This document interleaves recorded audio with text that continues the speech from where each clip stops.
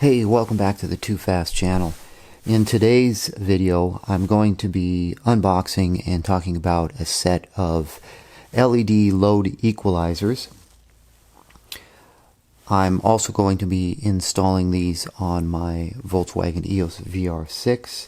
If you watch my videos on my channel, you might have saw the video where I did the donut or Corvette style taillight modification on the Volkswagen.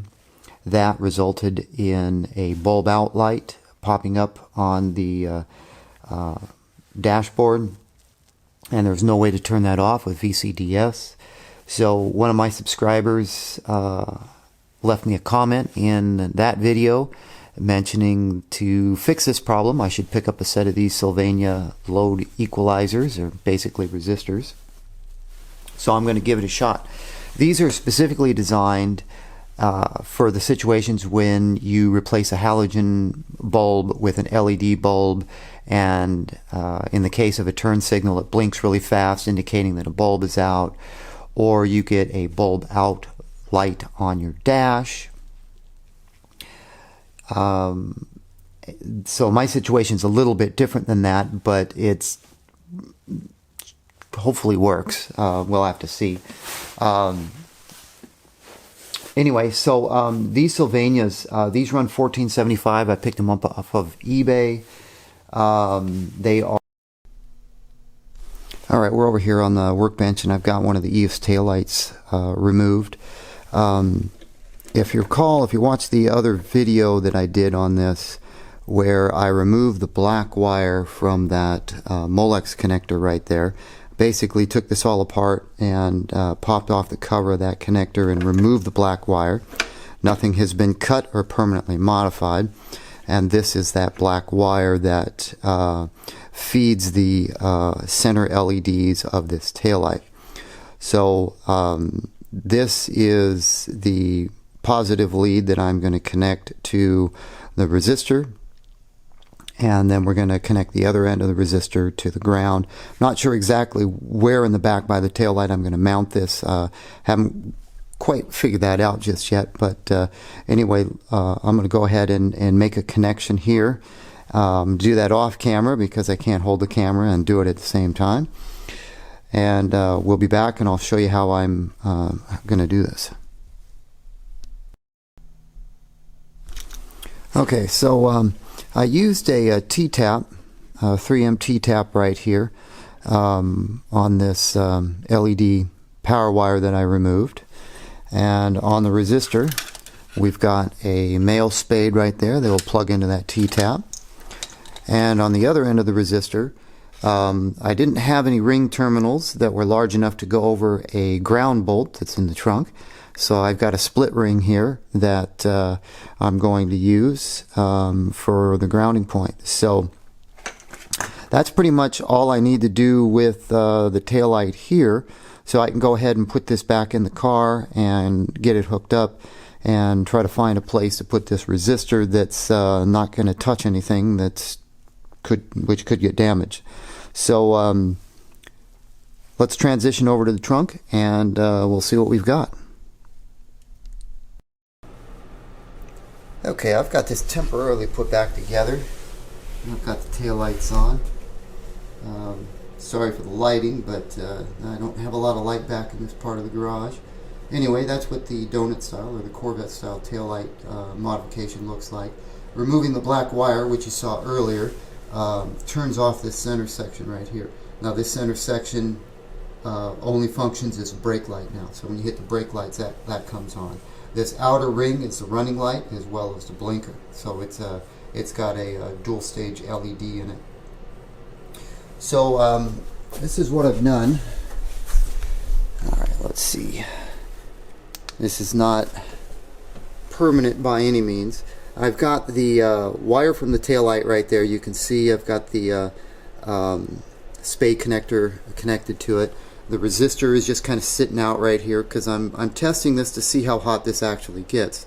Since the LEDs don't draw a lot of power, I'm not sure how hot this resistor is going to get. So I want to test it before I stick it back in there, because kind of tight back in there, and there's not a lot of places for me to put it. So if it doesn't get that hot, then I don't have a fire hazard I have to worry about. There's a grounding point back there. If you can see that nut that's sticking out, that's a grounding point, I believe, for the taillights and possibly the trunk latch. So I took that nut off and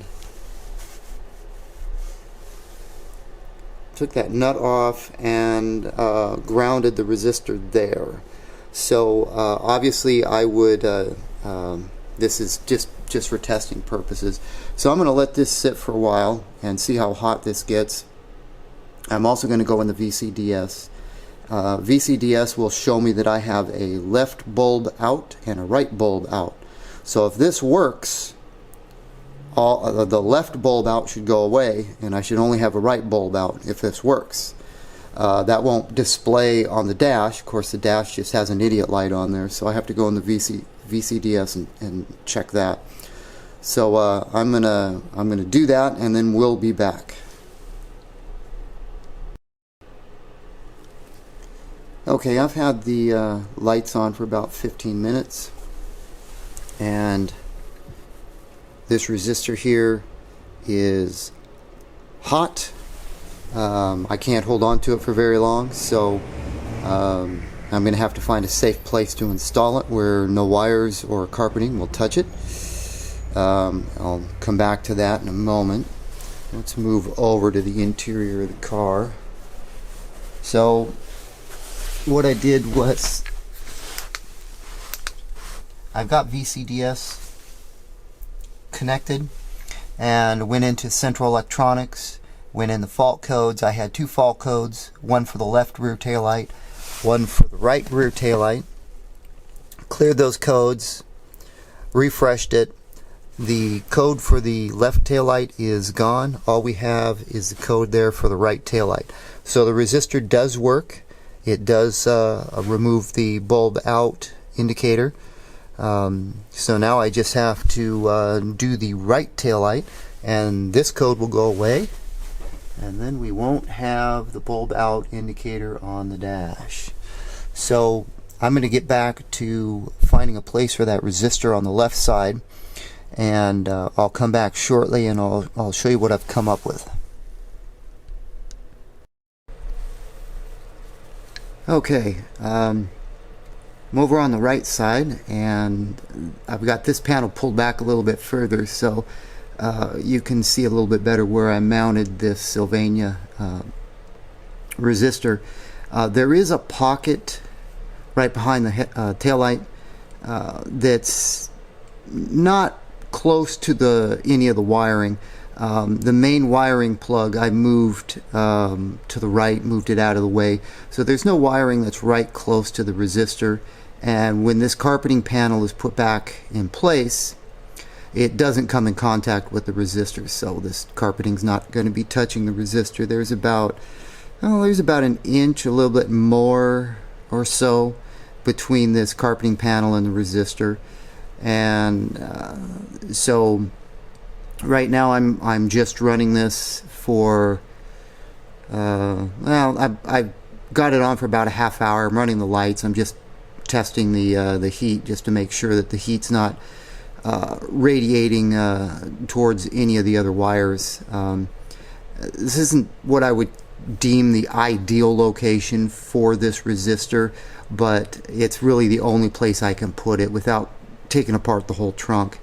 So I'm doing a bit of monitoring before I put this back together. The other side I've got put back together, and I'm monitoring that as well. And so far everything looks good. Now, one thing that I did notice, let's move the camera, with the taillights that come back on, these initial LEDs right over here were off when I removed the black wire. Now that I've hooked up the resistor, these have come back on. I'm not going to pull the taillights out to remove the wire for those. That's not that big of a deal to me. So that's going to pretty much wrap up this review. Sorry about the poor angles and such. It's just really hard for me to do work in a tight space and manipulate lighting and camera angles and such. My garage is just too tight for a lot of that. So but at least this gives you an idea. If you do decide to do a mod like this, you can use these resistors. You can put them roughly in the same area where I put them, and it will take care of the bulb out indicator on the dash.